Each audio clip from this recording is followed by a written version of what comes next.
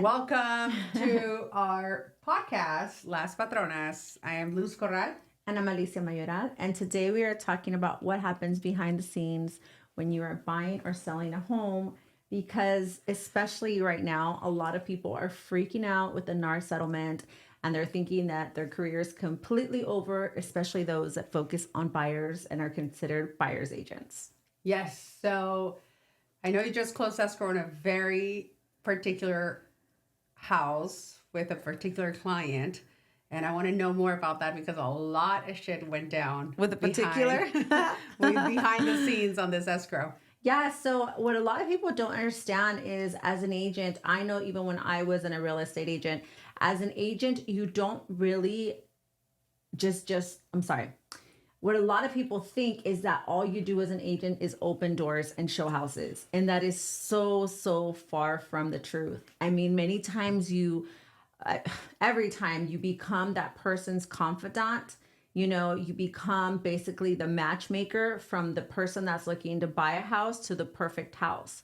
So while you're doing that, that's just the very beginning of the whole transaction. That is why there's a lot of people in the industry, they're called showing agents, and they're basically licensed, and they don't want to deal with the drama of all of what happens behind the scenes. They want to do the fun stuff, which is go and get to show you houses and help you fall in love with these houses and tell you all about the neighborhood and when you can go get your, matcha in the morning. But the hard part literally happens when you get your offer accepted and now you have to follow a contract that if you do not know what you're doing, you can cost your clients so much money. So let's go back. That's just explaining that. So a lot of these showing agents, just so you know, make anywhere between 20 and 25%, and all they do is show the house for you. In this particular situation, I was training an agent to be a showing agent. Training a non-licensed agent. Yes, a non-licensed agent. She was working on getting her licenses. There's certain things that you can and can't do when obviously you're not licensed.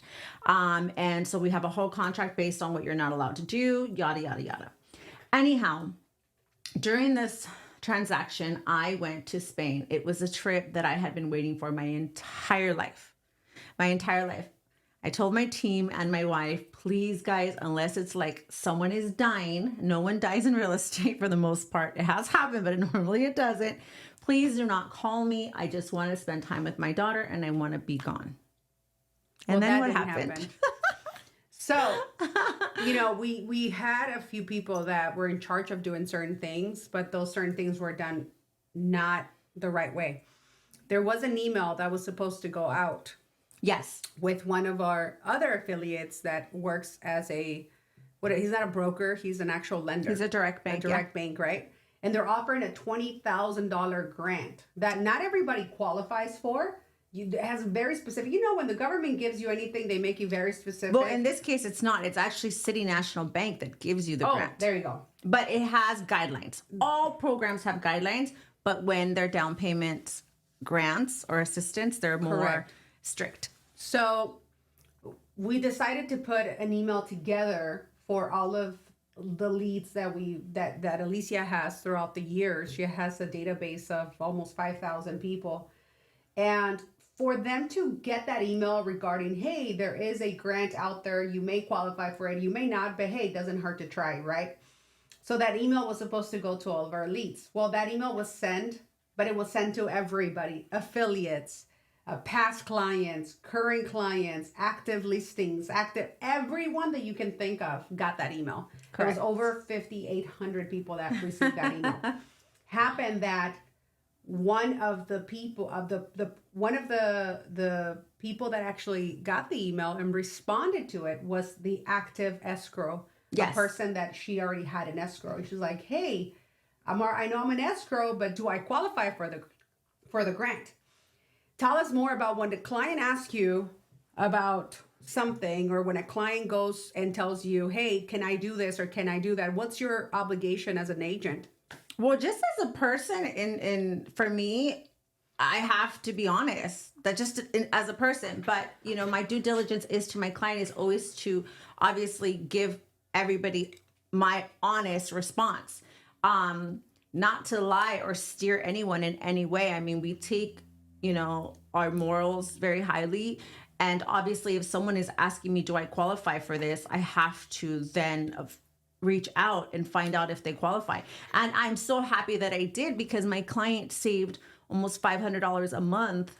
Yes, but you didn't, because you were on vacations. I was the one But I'm who actually saying, I'm so glad that this, it went this through. ended up happening the way that it did, because things happen for a reason, right? Yes. So to make a long story short, you're out there. We don't want to bug you. Yes. I get that email back, and I think the same thing that you said. Hey, I don't know if you qualify. We cannot do anything drastic because you're already in escrow, but I'll put you in contact with the individual that offers, that type of grant, just in case. Yeah. Well, in talks with this other lender, they found out that yes, in fact, she does qualify for a $20,000 grant, which that $20,000 can be used towards down payment or closing cost, And ultimately. And it also is used. It's used for your down payment, your closing costs, to buy down your interest rate, and then this loan gives them the opportunity not to have mortgage insurance, which is another PMI. huge savings. Correct. Yeah. So overall, the payment was going to be $500. It ended up being $500 less than what she was originally quoted. That's a lot of money. $500. $200 is a lot. Yeah. So this deal created so much chaos because, the other lender, the original lender that had the loan, took it very personally and thought we were giving her client away, which it wasn't giving her client away, because that was a lead of yours from one of your sources. Is my client. But at the end of the day, in this business, something that I've learned is you cannot take things personally, especially when it comes to people saving money and having a better option, having a better way out there. So I was the one who put them in contact. I make myself responsible. Although I was not the one who sent the email, I was at the office when that email was sent. So, okay, it's already a fuck up. Let's fix it up. Let's take care of it.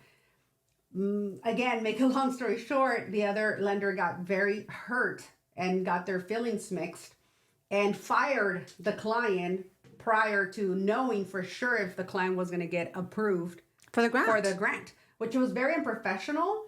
And it's just created so much chaos, not just with that client, but with other employees. And it's always like it's a small group of people, so everybody finds out and everybody starts making their own ideas about it. And chismes, of course.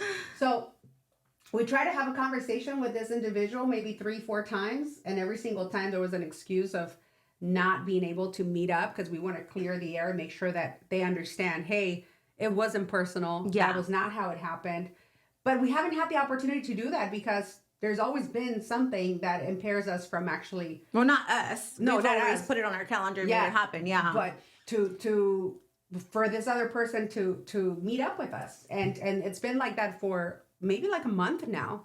Has it been a month? I think it's been a month. No, it's been longer because we were in escrow for 35 days. I was in Spain in March. Okay, there we go. So over a month. So, and then to top it off, the client wanted a pool table.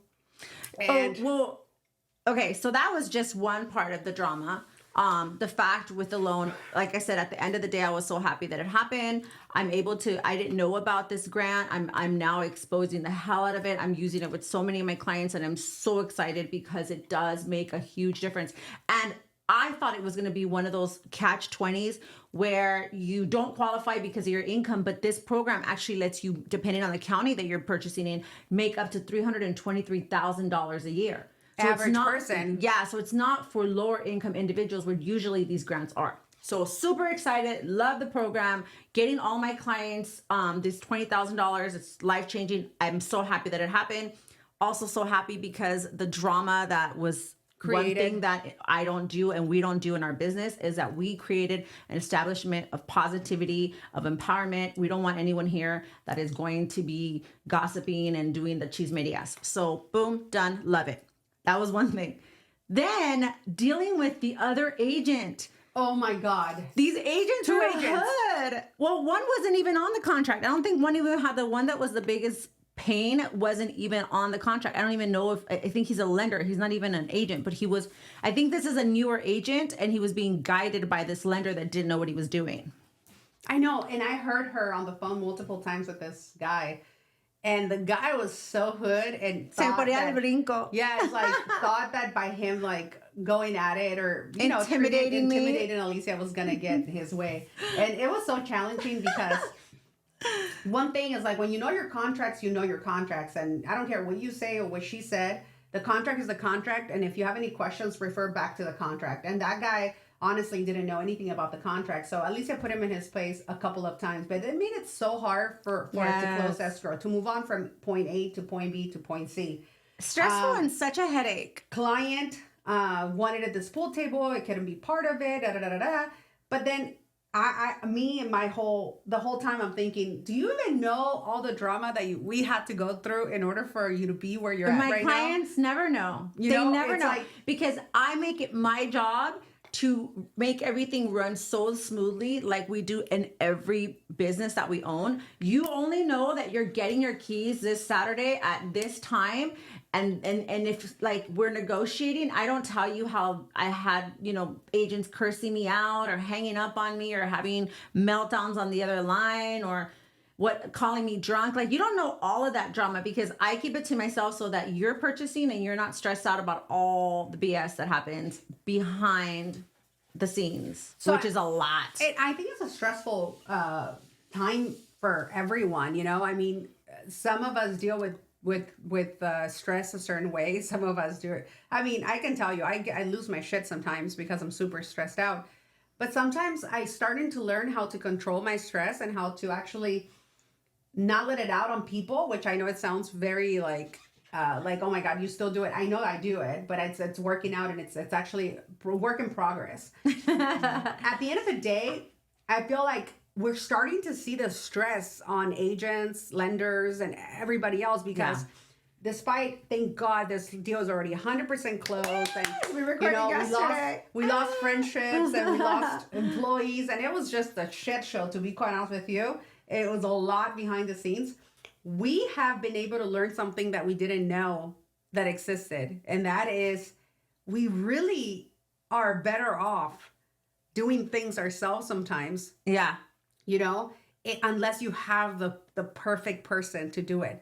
And we also letting go of that stress has brought us so much positivity and business. Mm-hmm. And we had the greatest month last month, and we're starting to have the greatest month this month already. I know. And what date is it? It's barely the 9th. Yeah. So it's amazing how, when you let go of negativity, a lot of positivity comes in. And it's not just talking about it. A lot of people talk about, oh, I'm positive. I love everyone. I want everyone. This is for real. Like, it's not, it's something that, hey, shit happens. Sometimes I can't help you. I have a client right now who wants me to tell her something that it's not true. Someone else is feeding them some BS. That happens often too. And that's one of the things too, as a buyer's agent, as a credit expert, that's where our value comes. Is that if you're coming to us, the reason why your reputation is the way it is, the reason why you're a part of the Better Business Bureau, the reason why you have the reviews you have is because you're not going to lie to people. You're not going to tell them something they want to hear. And then at the end of the day, oh, sorry, I didn't do it, but I got your money. Exactly. So, I mean, they keep asking so many questions, and I keep telling them the exact same answer, because at the end of the day, I'm not going to put my name on the line. And I even called the lender and told them exactly what it was going to be like. So, I heard you when we were on our way back from Santa Barbara. You were very honest. Like, I understand that maybe someone else said that this could happen, but I've been doing this for 15 years now, right? Yeah. And I know that's not true. Mm-hmm. So I have to do the same thing too. And when it comes to consultations, I mean, it's important for you to have the knowledge to think outside the box, and that's part of training. Obviously, you need to train your staff. You need to make sure that they're doing the right thing. So taking over from other people that maybe not as experienced or whatever, it also you want to make sure that everybody's saying the right thing and everybody's not over promising and under delivering. With all this being said, all the drama that this escrow created, finally it's closed and done and over with. But Then you had an open house, which another listing that Oh you my have that you're God, opening yes. escrow today. Congratulations. We just did. And I know that you had an open house and you weren't there. You had all your agents, your new Yes. agents there. And we had a crazy person go in there. So tell us more about that, because that's how I know that the business is getting where it's getting with Yes. all this crazy people acting like super cray. Yes. So we did an open house so not this weekend, but the weekend before. And we got multiple offers above asking. 3 top ones got countered to. We chose the highest offer. That person gets time to do the cross qualification. According to them, their client was out of town. They couldn't do the cross qualification until Sunday. They had until 10 a.m. on Monday. Anyways, we are allowed to have open houses on our properties as long as we want. We actually are having another one this weekend because you always want to continue to do open houses because nothing is set in stone until the buyer removes all their contingencies. And although this buyer removed a couple of their contingencies, they still have the inspection one. And granted, that's something that has to get done. So, basically, we will continue to have open houses for our client if she wants us to, which she does, for backup offers in case anything happens. Everybody knows this is how it's done. It's perfectly legal and perfectly ethical to do this. I don't know why this agent decided that it was a good idea to go into my open house to my agents and start screaming at them and telling them that I'm unethical because they sent me an offer, which the offer was at like $550,000. We ended up going into escrow at $590,000. That they sent me an offer that was the best offer and we should have accepted it, but I'm trying to get my own buyer. And I was like, what? How dare you go? And obviously these are new agents, so they got intimidated and they were like, what's going on?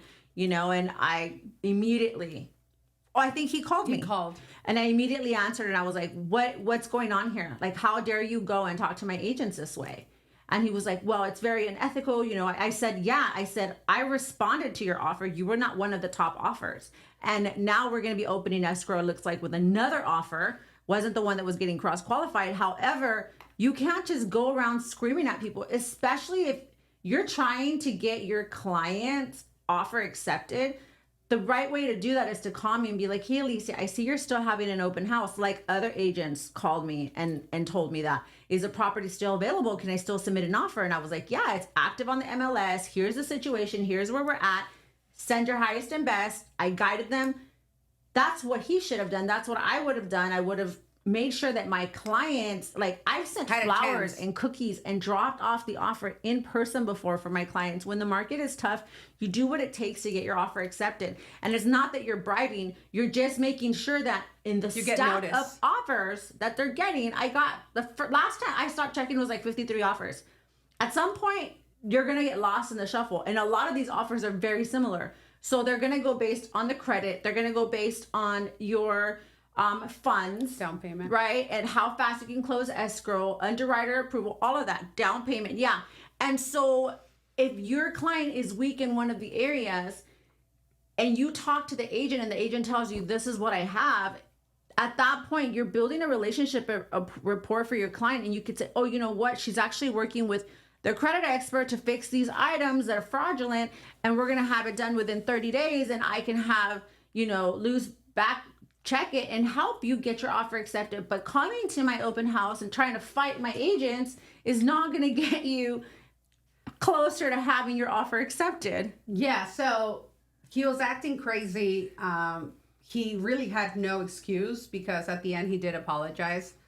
At the end, the other agent that you were dealing with this escrow that you just closed also apologized. It's just, and like you said, agents were drunk calling her. Like, honestly, it's becoming that type of market that it's pretty tough. And I know that she does have a couple of buyers looking at houses right now. And yeah, every time they go for showings, it's like 50 families on every single house. So most likely they're all competing against each other, because they're all looking at into the same kind of like bracket.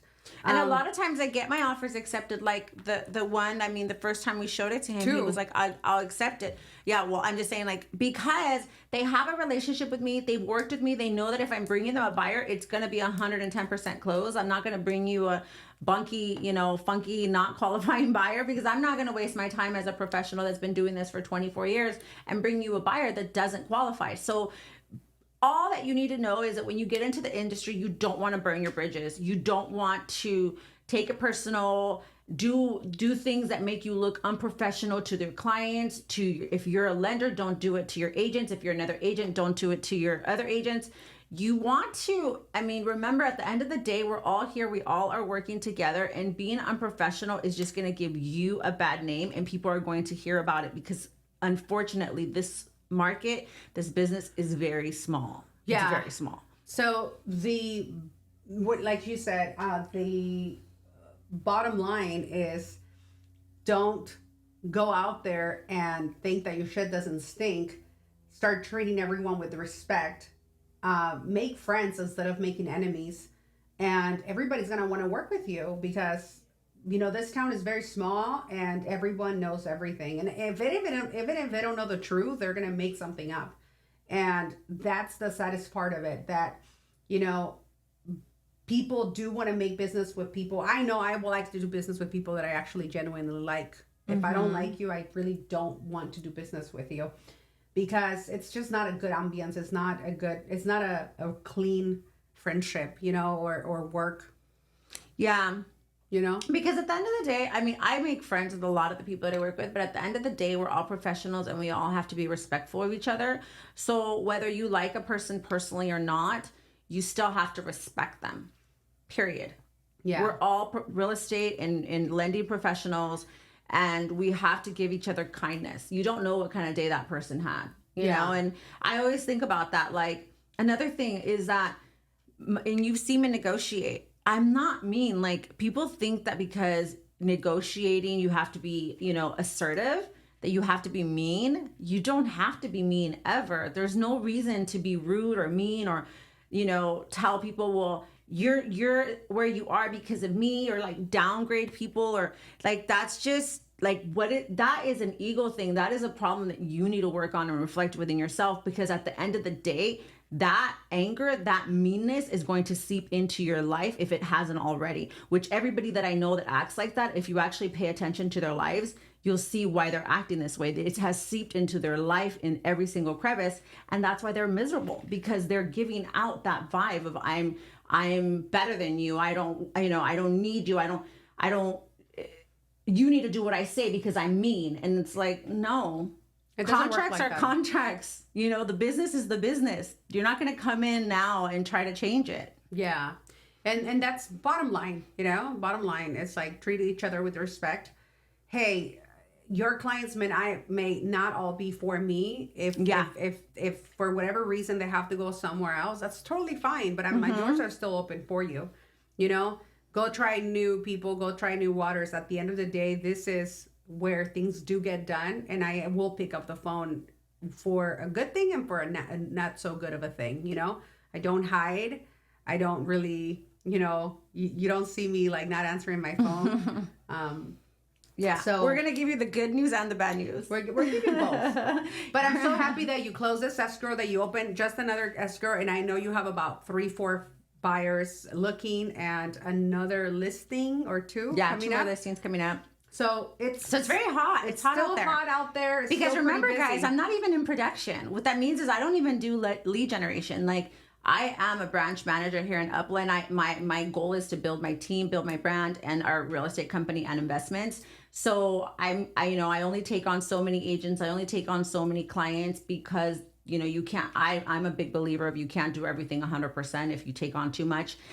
And I can only imagine those agents that are actively out there prospecting and doing the thing. It's a really great market to be in right now. If you're an agent out there that is probably not where they want to be, or not producing what they want to produce, I highly suggest for you to reach out to Alicia, because she's very knowledgeable. There's no one that I know that actually knows the contract better than she does. And I know it's hard to get her attention. When you have her attention, you can get so much information and do so much with it. So thank you for doing that. I know that you're doing that for your newbies, and I know Yes. that they're learning so much. So this is an opportunity for everyone. You know, if someone told you you can't do it, yes, you can. Yes, you can. You can do it. And know? you can do it amazingly and super successfully. Yes. So yes, can't wait to hear you and to hear from you for those that are interested.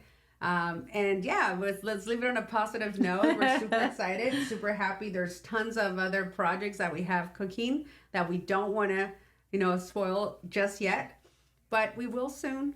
Yes. So all of you buyers, agents out there that are freaking out about what the market's doing, and especially with this NAR settlement, I've already started seeing a lot of people step it up and do the SBSS, where you actually have like a buyer broker agreement where it's set in stone that you're going to be making a certain amount.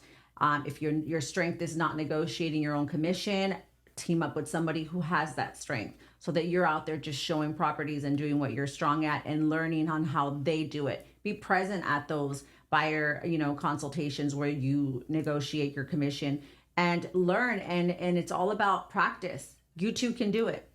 This is not the time to send your buyers alone to go see houses. No. Because trust me, just like we got those crazy calls, there are some crazy people, agents out there trying to take your clients. Yes. And same for us. I tell my team, if they're not signing up with you, they're going to be signing up with someone else. And that's just reality. We have to be on them. We really have to follow up. We have to give them the information that they need.